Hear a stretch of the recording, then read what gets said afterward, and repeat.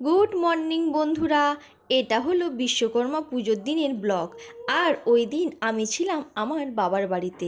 আর আমার বাবার বাড়িতে যেহেতু গাড়ি ছিল, তাই ছোট্ট করে পুজোও হয়েছিল। আর ওই দিন যেহেতু মনসা পুজোও ছিল, সেটাও কিন্তু ছোট্ট করে হয়েছিল। আর আমাদের বাড়িতে ওই দিন খই, সুজি, ফল, নাড়ু এই সকল কিন্তু প্রসাদ হয়েছিল। তাই এগুলো এখন বেড়ে নেওয়া হয়েছে।